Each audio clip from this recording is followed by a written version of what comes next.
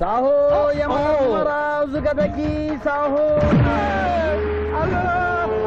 కిరీటం గారు, పోలీసులు వస్తే లాకప్ లో పడేస్తారు. పదండి, మా బావగారింటికి వెళ్దాం. మరి అమృతము? ఓ పుష్కలంగా లభించును. విదేశీ కూడా మిల్తా. అతడు గద అడగడు కదా? అడగడు. ఇచ్చే బాబు, నీ కోసం వెతకలేక చస్తున్నాం. అవతల మీ నాన్నగారు తిడుతున్నారు. శుభలేఖల్లో అచ్చు వేయించాల్సిన పెళ్లి కొడుకు పెళ్లి కూతురు ఫోటోలు జోబులు పెట్టుకు తిరుగుతున్నారేంటి? అవును, మందులో పడి మరచితిని. నువ్వెళ్ళు, నేను తెస్తా. ప్రభు, ఇతన్ని గుర్తించితిరా? మందు మాయలో మేమును మరచితి. గౌరమ్మ తల్లి, చూపు రాదని మా మాయ పెళ్లి చూడలేనని అనుకున్న నాకు చూపునిచ్చి దీవించాం. అలాగే మా మాయ పెళ్లి కూడా ఏ ఆటంకం లేకుండా జరిగేలా చూడు తల్లి.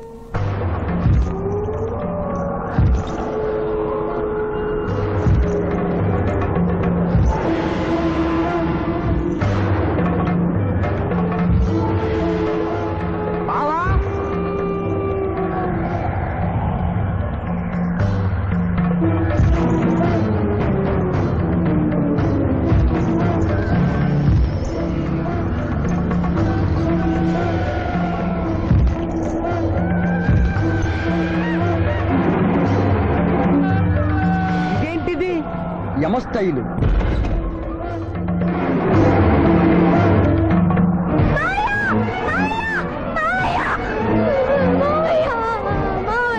ఏమ్మా? ఏంటమ్మా? ఏమైందమ్మా? ఏమైందమ్మా? ఏమైంది? ఏమైంది? మానవ, ఏమా చూపు? నీకు మరణ సమయం ఆసన్నమైనది, అందులకే వచ్చి తిరిగి. మా బావకు మరణమా? అదే లేదమ్మా. ఏడు సుబ్బారావు, చిన్నపిల్లల భయపెట్టేస్తున్నావు. నాటకం అమ్మా. నరకానికి 4 రోజులు కాదు, నరకానికి 2 రోజులే. అదే అదే ఆ నాటకం పెడతాం అనుకున్నాం. నాటకం 2 రూమ్లు రిహార్స్ చేసుకున్నాం. ప్లీజ్ రూమ్ లో రండి సార్, రండి సార్, రండి ప్లీజ్. ఏమిటమ్మా? యోయమ ధర్మరాజా, నా కోసం ఒక చిన్న అబద్ధం ఆడండి.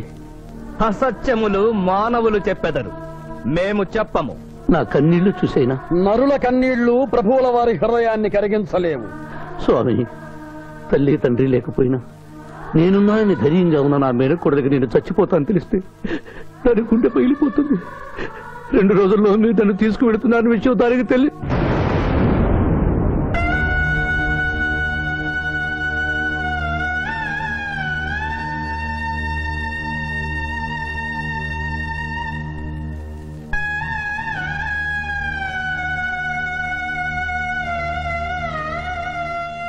స్వామి, ఆటోలనే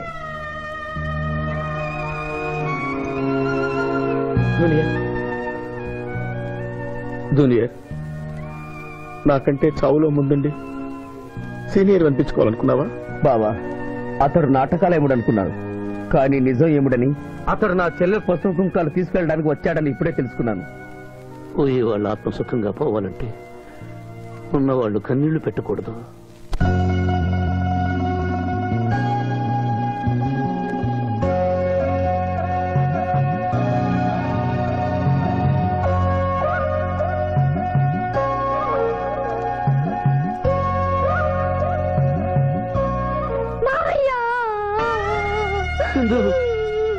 నువ్వు అబద్ధం చెప్పావు కదా మావయ్య, నాకంతా అర్థమైపోయింది.